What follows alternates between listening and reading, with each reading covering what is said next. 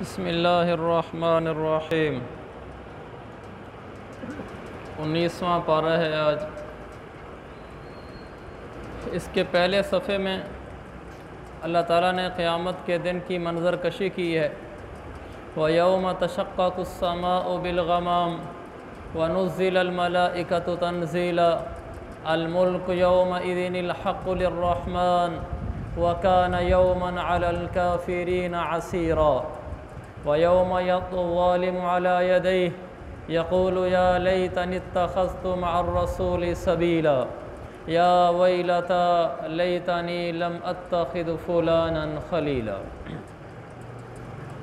क़यामत का दिन होगा, आसमान फट जाएगा, फ़रिश्ते कतार अंदर कतार उतरेंगे, अल्लाह की बादशाहत होगी। काफिरों पर वो दिन बड़ा सख्त होगा, नाफरमान इंसान परेशानी में होंगे।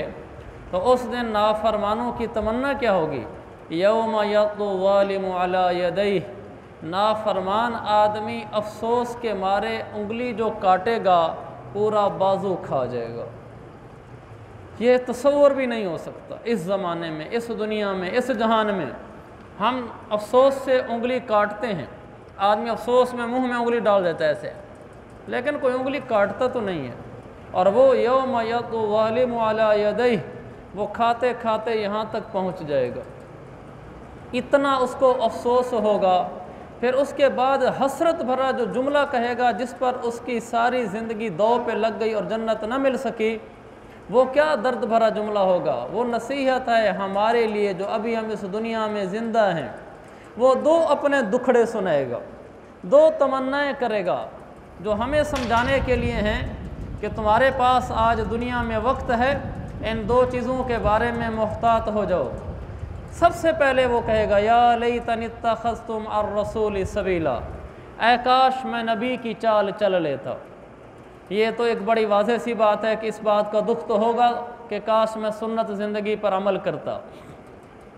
लेकिन जो ज़्यादा अहम बात है, जो झंझोड़ने के लिए हमें, वो अगला जुमला है।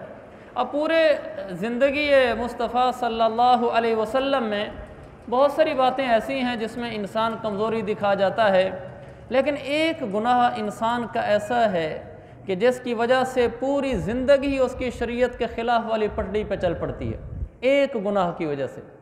तो आगे वो उसी दुखड़े को बयान करेगा कि काश अगर मैं ये ना करता तो मैं भी शरीयत वाले लोगों में होता। इस एक गुनाह ने मुझे शरीयत से दूर कर दिया और जहन्नम के अंदर डाल दिया। वो कहेगा या वैलता, है मेरी बर्बादी।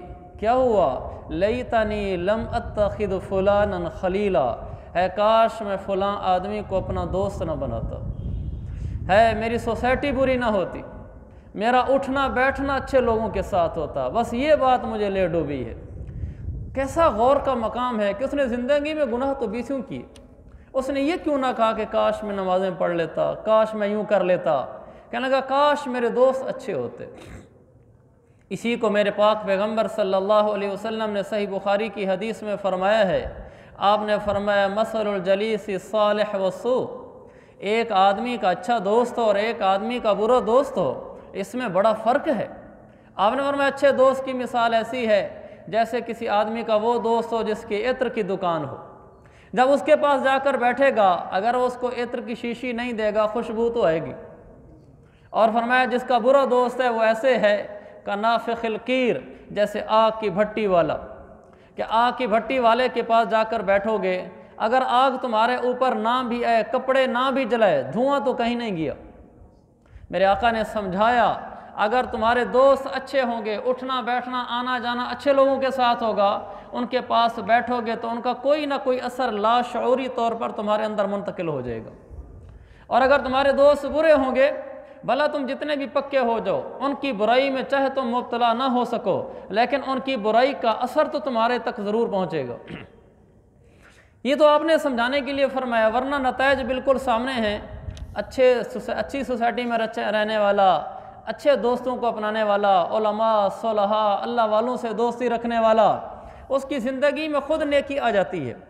बुरे लोगों के पास उड़ने बैठने वाला खुद बुरा बन जाता है। उसको बुरा बनाने के लिए कुछ करने की ज़रूरत नहीं, सोसाइटी बुरी दे दो। हम देखते नहीं कि हम अपने बच्चों के बारे में बड़े मुहतात होते हैं कि मेरा बच्चा जिस कम्युनिटी में उठता बैठता है वो कोई बुरे लड़के तो नहीं है। इस बात से हमारे वालिदैन और हमारा मुआशरा क्यों डरता है? इसलिए कि इसके पीछे हक़ाइक़ हैं कि जब हमारा बेटा, हमारा बच्चा बुरे लड़कों के साथ उठेगा बैठेगा तो इसका नतीजा यही निकलेगा कि एक वक्त आएगा वो खुद बुरा हो जाएगा, उसको बुरा बनाने के लिए और कुछ करने की ज़रूरत नहीं। और अगर हमारा बेटा, हमारा भाई अच्छे लड़कों में उठेगा बैठेगा तो खुद अच्छा हो जाएगा। ये तो आंखों देखी चीज़ें हैं सारी।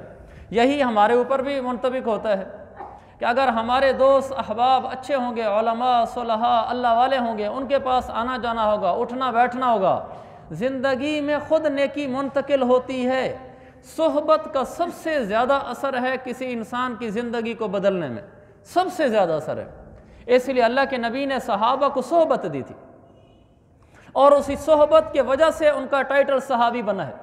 हालांकि सहाबा के लिए और बड़े अलकाबात लगाए जा सकते हैं, अल्लामा, मौलाना, हज़रत, सब कुछ लग सकता है, लेकिन ये सारे टाइटल सहाबी सोहबत के लफ्ज़ के पीछे छोटे हैं। सोहबत से बड़ी कोई चीज़ नहीं है। जिन लोगों के पास आप उठेंगे बैठेंगे, जिन मजालिस में आएंगे जाएंगे, उसका असर ला महाला होगा। मुमकिन ही नहीं है कि उसका असर ना हो, मुमकिन ही नहीं है। इसलिए अल्लाह के नबी ने भी समझाया कि अच्छे दोस्तों को इख्तियार करना, बुरे दोस्तों से बचना। तो मेरे अजीज़ भाइयों, अपने बच्चों को भी बचाएं बुरी सोसाइटी से, बुरे लड़कों से। मेरा छोटा बेटा पैदा मुझसे पूछने लगा कि अबू ये नशई लोग कैसे बनते हैं? ये तो बड़ी बुरी बात है। देखो वो हमारे मदरसे के करीब दीवार की परली तरफ वो बैठे होते हैं, अपने को टीके लगा रहे होते हैं, तो बच्चे ऊपर से खेलते हुए देखते हैं, कभी गेंद चलेगी कभी कुछ। तो मुझे कहने लगा अबू ये कैसे बनते हैं?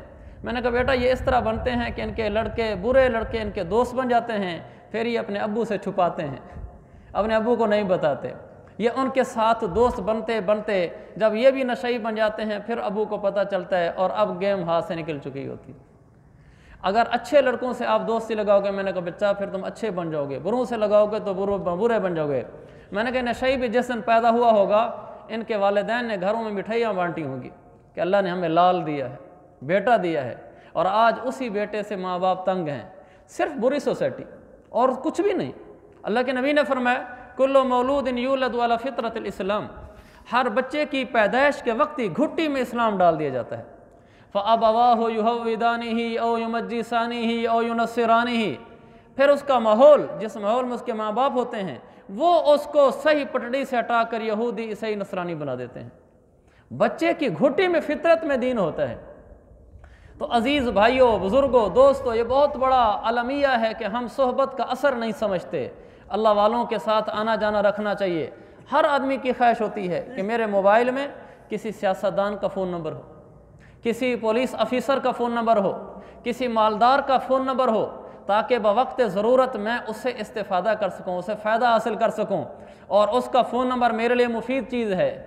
और इसकी कोशिश नहीं होती कि मेरे मोबाइल में किसी मुफ्ती का नंबर हो, किसी आलिम का नंबर हो, किसी अल्लाह वाले का नंबर हो, इसकी कोशिश ही नहीं होती। आप अपने मोबाइलों को ज़रा खोल के देखना, उसमें देखना कितने उलमा, सुलहा, मुफ्तियान के नंबर हैं और कितने उसमें उन लोगों के नंबर हैं जिनकी गर्ज़ दुनिया है आपके साथ मुंसलिक होने की और आपकी उनके साथ मुंसलिक होने की।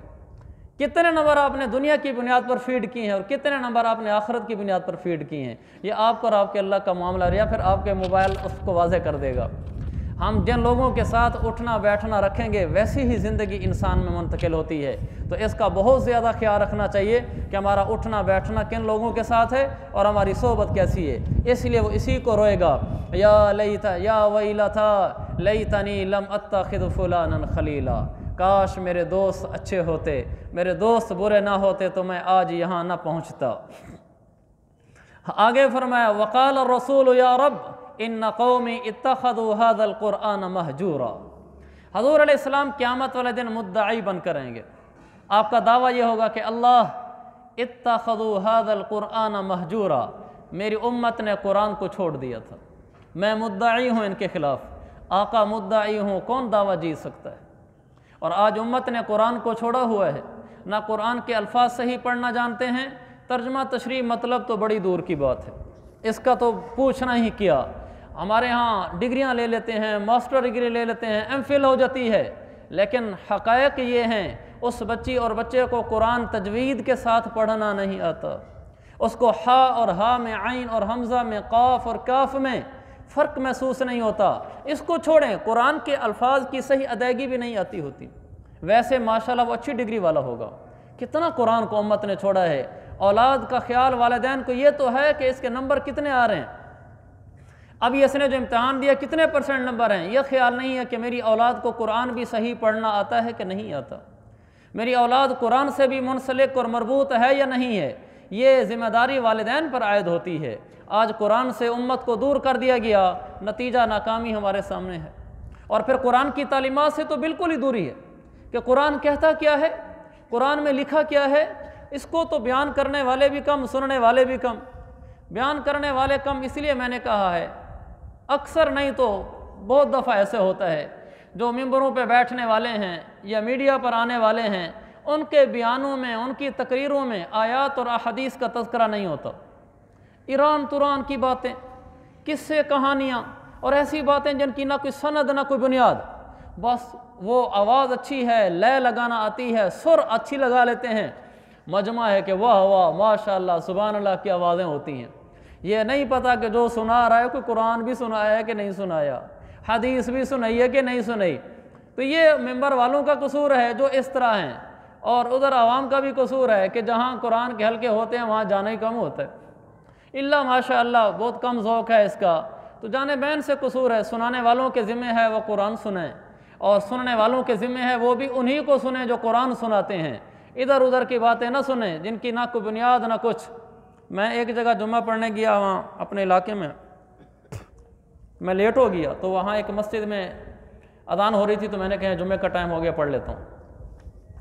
तो मैं गया तो अज़ान नहीं हो रही थी, अभी अज़ान को देर थी, तकरीर हो रही थी, तो मैंने कहा यहाँ अभी अज़ान होनी है, नमाज दूसरी अज़ान, तो यहाँ नमाज़ पढ़ लेता हूँ। तो मैं वहाँ गया, वो जो बयान कर रहे थे, खुदा की पनाह मजमा था माशाअल्लाह, और उनकी तकरीर में वो बयान कर रहे थे, कहने लगे कि राबिया बसरी और इब्राहिम बिन अदम दोनों जा रहे थे हज करने बैतुल्ला, और हज करने जा रहे थे, राबिया बसरिया पहले पहुंच गई और इब्राहिम बिन अदम पीछे पहुंचा। तो राबिया पहुंची, आगे देखा तो वो है ही नहीं, यानी खाना काबा नहीं है। तो वो बड़े हैरान हुई, उसने कहा कि ये खाना काबा किधर गया है? तो लोगों ने कहा इधर नहीं है, वो उधर उधर कहीं गया है खाना काबा। कहा वो उस तरफ चल पड़ी, आगे इब्राहिम बिन अदम आ रहा था। तो इब्राहिम बिन अदम ने कहा राबिया तू काबे को ढूंढने जाती है, काबा हमें ढूंढने आता है, काबा हमारी तरफ आया। तो लोगों ने कहा सुभान अल्लाह, कैसी नादानी है। अल्लाह के नबी हज पर चल कर गए तो काबा नहीं चल कर आया, अबू बकर और उमर चल कर गए, काबा नहीं चल कर आया। ये कैसा है कि वो चल कर गया तो काबा उधर चल पड़ा, पीछे काबा ही नहीं रहा। जब पीछे काबा नहीं रहा, जो लोग उधर मुंह करके नमाज पढ़ रहे हैं उनकी नमाजों का क्या होगा? लोगों ने कहा सुभान अल्लाह, वाह क्या बात है। तो मेरे अजीज़ भाई, सुनने वालों के भी ज़िम्मे है कि वो कोई कुरान हदीस वाले सुने, सुनाने वालों के भी ज़िम्मे है कि वो कोई कुरान हदीस सुने। ऐसी बातें ना सुने जिसका ना कुरान में ज़िक्र, ना हदीस में ज़िक्र, ना कुरान और हदीस के वो मुताबिक। तो सुनने वालों भी कुरान हदीस सुना करो, और हम सुनाने वाले भी, हमारे भी ज़िम्मे, हम भी कुरान हदीस सुनाया करें। अल्लाह ताला अमल की तौफीक अता फरमाए।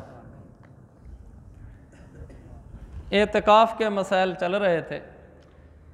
कल औरत के बैठने का तरीका बता दिया था मैंने कि औरत कैसे अपनी जगह मुतय्यन करेगी। आज ये अर्ज़ करना है कि औरत जो बैठेगी वो घर के कामकाज अपने कमरे में कर सकती है। औरतों के मसाइल इसलिए बता रहा हूँ, तो मर्दों के तो बाद में भी बताते रहेंगे जब आप लोग बैठ जाएंगे इंशाल्लाह। औरतों के पहले बताएंगे, आप जाकर घरों में बताएंगे तो वो जाकर कोई हिम्मत करेंगी। बाज़ ख़वातीन इसलिए एतिकाफ़ में नहीं बैठती कि मुझे घर के कुछ ज़रूरी काम करने होते हैं और मेरे अलावा करने वाला कोई नहीं। वाकई होता भी ऐसे ही है। मसलन सुबह बच्चों को कपड़े पहनाने हैं, स्कूल भेजना है, खाना पकाना है, इस तरह की ज़रूरी चीज़ें हैं कि उसका इसके बगैर गुजारा भी नहीं है। तो उसके बारे में हुक्म ये है, या तो ऐसे कर ले जैसे मैंने कल बताया था कि ये कमरा है, इसके सामने किचन है, तो किचन के सामने वाली जगह को मुतय्यन कर ले। अगर किचन और उसका रिहायशी कमरा मुत्तसिल हैं तो फिर वो जो कमरे के दरमियान दरवाज़ा है, दरवाज़े के सीध में सामने किचन वाली जगह, ये 5-6 चारपाइयों की जगह मुतय्यन कर ले। इधर कमरे में रहा करे और उधर किचन में उस जगह चली जाया करे जो 5-6 चारपाइयों जगह के निशान के अंदर आएगा, वहाँ जाकर अपना खाना पका लिया करे। इसकी शरीयत में इजाज़त है। अगर किचन और कमरा साथ साथ नहीं है तो चूल्हे को कमरे में लाया जा सकता है कि जिस कमरे में औरत बैठी है उसी में चूल्हा मंगवा ले, उसी में खाना बना लिया करे, उसी में सब्ज़ी काट लिया करे। अलबत्ता ये बाहर वाश बेसन पे जाना, सिंक पे जाना, इन कामों के लिए किसी और को कह दिया करे, वो वहाँ से धोकर लेकर आ जाएं, ये यहाँ पका दिया करे, सारा कुछ कर दिया करे, बच्चों के कपड़े शपड़े यहीं पहना दिया करे, इस्त्री कपड़े यहीं बैठकर कर लिया करे। तो इस तरह के जो उसके काम हैं वो अपनी एतकाफ़ वाली जगह में बैठकर कर सकती है। अगर उस औरत का दूसरा कोई करने वाला नहीं है तो एतकाफ़ ना छोड़े। इसी ज़िमन में ये भी है कि औरत अगर बैठी हुई है और उसके अयाम शुरू हो गए तो उसका एतकाफ़ टूट जाएगा। और कोई औरत इस वजह से एतकाफ़ ना छोड़े कि मेरे चूँकि अयाम आने हैं लिहाजा मैं नहीं बैठती, हो सकता है अयाम मुअख्खर हो जाए, वो बैठ जाए या गोलियां खाकर बैठ जाए तो भी ठीक है, कोई हर्ज नहीं, ताकि उसका एतकाफ़ पूरा हो जाए। लेकिन अगर फिर भी एतकाफ़ टूट गया, औरतों का टूटे या मर्दों का टूटे, ये बड़ा आसान सा मसला है। लोग ये समझते हैं कि अगर एतकाफ़ टूट गया तो फिर उसकी क़ज़ा भी 10 दिन देनी होती है। ऐसा नहीं है। 10 दिन के एतकाफ़ की क़ज़ा 1 दिन होती है, 10 दिन नहीं होती। जब उसका एतकाफ़ टूट जाए बस उसके बाद सिर्फ 1 दिन का एतकाफ़ करना होता है। औरत का अयाम की वजह से टूटा है तो जब अयाम से पाक हो जाए तो फिर 1 दिन का रोज़ा रख कर 1 दिन का एतकाफ़ कर ले। 1 दिन का एतकाफ़ कैसे होगा? मगरिब से लेकर अगले दिन मगरिब तक एतकाफ़ में बैठ जाए औरत, ये उसकी क़ज़ा हो जाएगी। इसी तरह अगर किसी मर्द का किसी उज़्र की वजह से एतकाफ़ टूट गया है तो वो मगरिब से लेकर अगली मगरिब तक एतकाफ़ में बैठ जाए। और इस एतकाफ़ में बैठने के दौरान रोज़ा भी रखना होता है, यानी अगर ईद के बाद एतकाफ़ की क़ज़ा कर रहे हैं तो रोज़ा रखना पड़ेगा, चाहे नफली रोज़ा हो। बग़ैर रोज़े के एतकाफ़ नहीं होता। अलगर्ज़ एतकाफ़ टूट जाए तो उसकी क़ज़ा 1 दिन होती है, उसकी क़ज़ा 10 दिन नहीं होती। ये कुछ ज़रूरी मसले थे एतकाफ़ से मुतल्लिक़, बाकी इंशाअल्लाह बयान करते रहेंगे। आमीन।